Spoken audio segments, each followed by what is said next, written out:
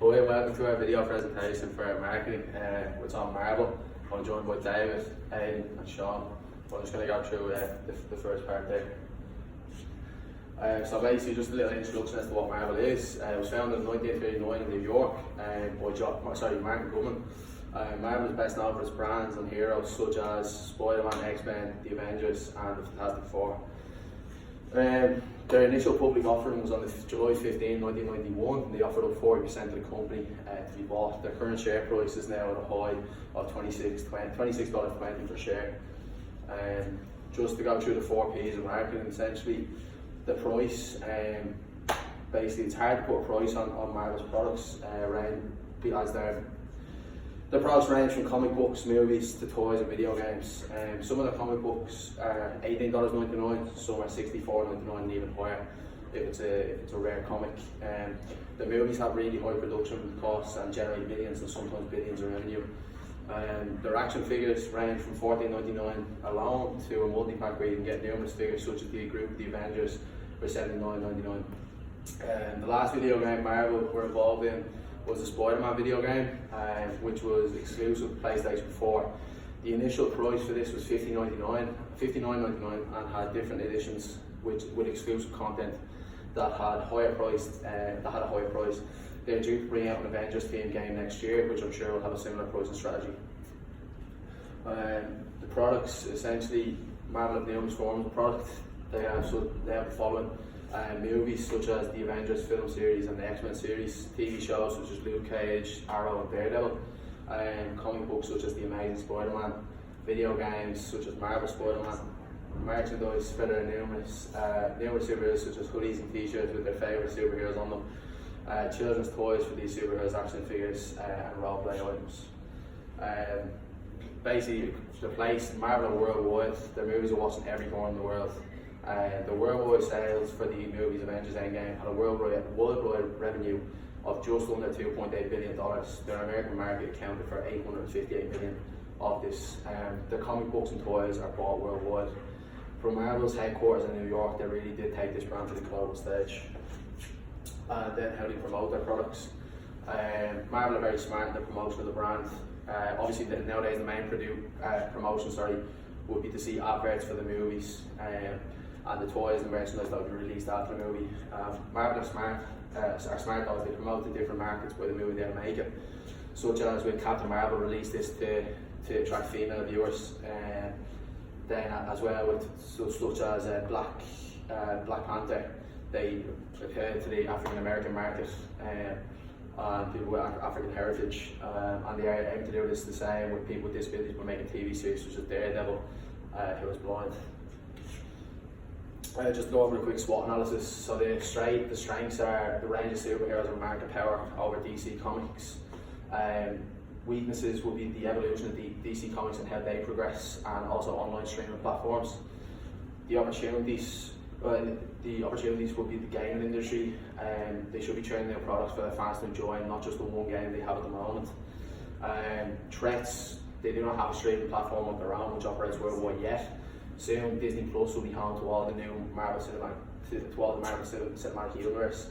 The market power of Netflix and Amazon Prime could be detrimental to Disney Plus though, as they provide content for everyone and not just children, which is who Disney content is mainly aimed at. And to go through a pest analysis, basically it's the political aspect. When entering new markets they may face new tariffs and taxes. They need to keep up to speed on what the political changes are in each of the markets. Economic, need to be aware of inflation in high expenditure countries. This could affect the price of their products. Social, need to keep up to date with social trends, essentially what is in fashion and what people nowadays enjoy and what they don't. Technological, keeping up to date with technological advances. These could be things such as online streaming. They also filmed the first film with IMAX cameras, so the first full film with IMAX cameras. Environmental, if the supply chain is not flexible, it can lead to bottlenecks if shipments from one part of the world are delayed due to sudden climate shift due to climate change. And legal, when entering new markets, the company needs to assess what new laws they could face in that market. And then just quickly to go over the CEO, the current CEO of Marvel is Isaac Perlmutter. He has been at the helm of the brand since 2005. I'll now pass over to David who's going to go through the next part of this. Yeah, I'm just going to go through Marvel's products and services and talk about the pros and cons for each one. Marvel pretty much has done it all when it comes to products and services as they're a large company. I'll be speaking about comic books, movies, television, toys, merchandise and other products such as hotels, theme parks and VR experiences. I'll be giving the pros and cons in each of them. For comic books, the pros would be Marvel has a very accessible digital comic reading service which will cut out the middlemen for them, meaning they get more profit from their comic book sales. Physical books could be an investment as their future values could increase. Huge variety of heroes and villains for book ethnicities, religions and of all ages as well. Cons, people aren't really buying physical comic books anymore and they don't really have the full selection of like the original comics on the digital platform. They constantly rebuild their stories for their heroes, so it's harder for people to continue to watch or read a story because they just keep rebuilding it. There's too many events and tie-in issues. Instead of just releasing bigger books with more of a story, they like to release it one at a time. For movies and television, they had the first ever interconnected movie and television universe to be put on screen. The movies are part of a bigger story like the comics, so people and kids can grow up watching the story unfold as a generational thing. Movies have had a very high audience rating on Rotten Tomatoes and have earned the highest franchise for movie box office ever. The highest grossing movie also of all time is under Marvel Studios, which is of course Avengers Endgame. The cons will be a lot of the current TV content does not heavily link to the movie, so a lot of fans are complaining about that. The TV side of the Marvel also has a lot of content that's been cancelled over the last few years, such as all the Netflix shows, Punisher, Daredevil, and then now recently The Runaways has been cancelled, which is on Hulu. Some critics believe that the superhero movies from Marvel are ruining the industry, such as Martin Scorsese recently coming out and giving out about it, and that they follow a certain formula. Also, another con would be you're forced to watch other movies to understand the whole story as well. With the new Disney Plus shows coming out, you will have to watch all the shows to understand the movies, which is a con. For toys and merchandising, they sell the pros would be they sell a wide range of toys and high value collectibles. I mean, there's plenty of choice and price range. Marvel also has nearly every type of merchandise possible, from keychains to Halloween costumes. They also have a huge collectible set for all their MCU movies, which is targeting hardcore fans, giving them extra content they can enjoy.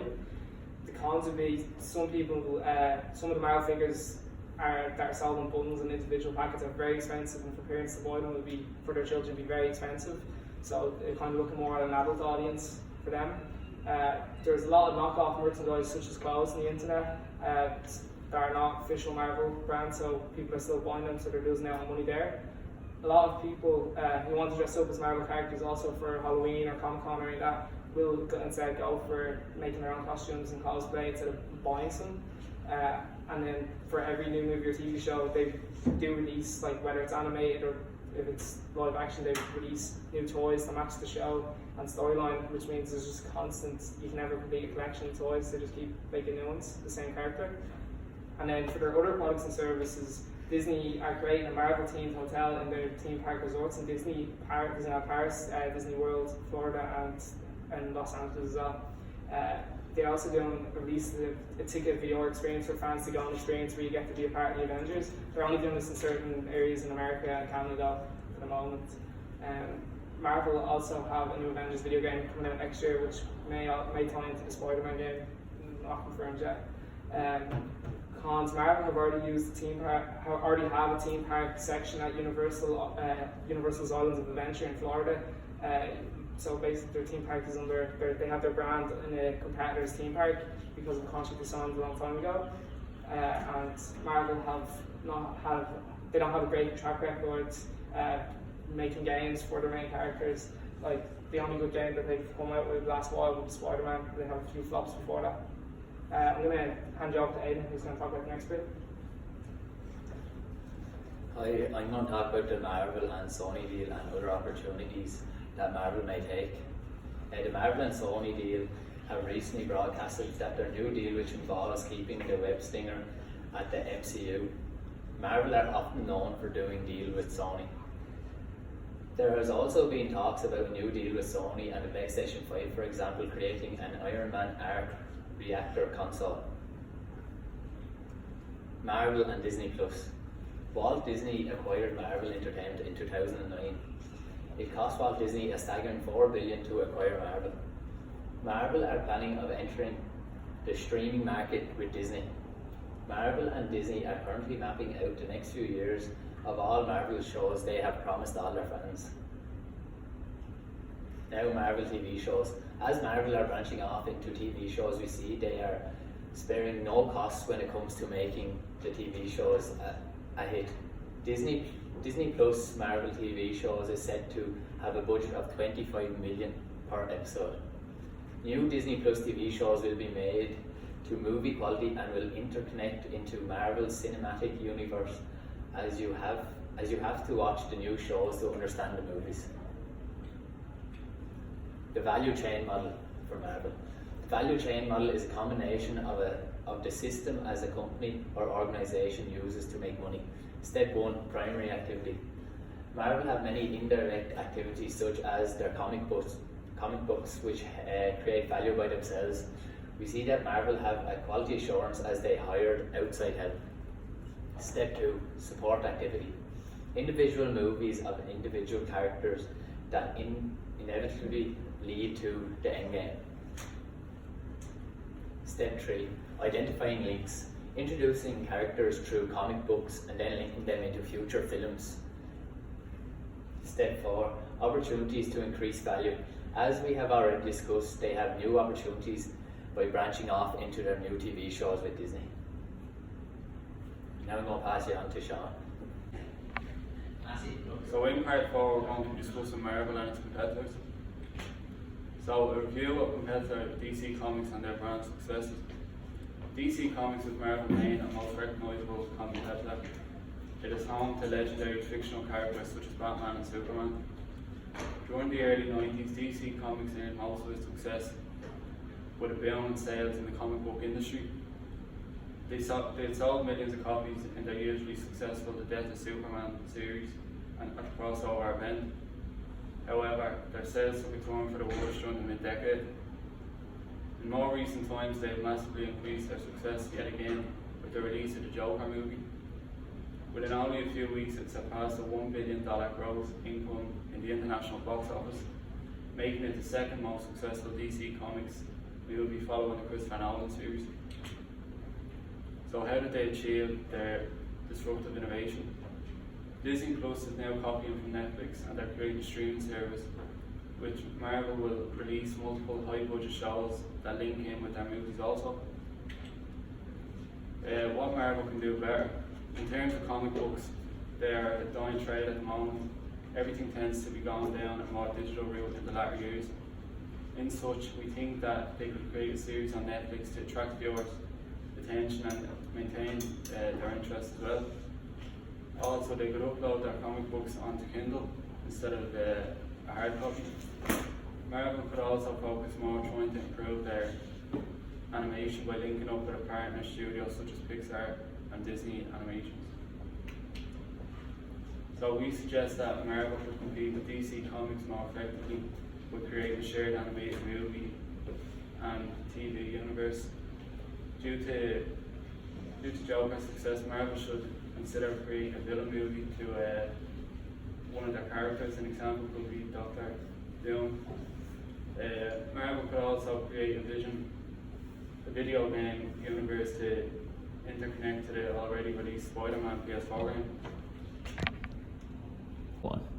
Thanks for watching. Hope you enjoyed. Thank you.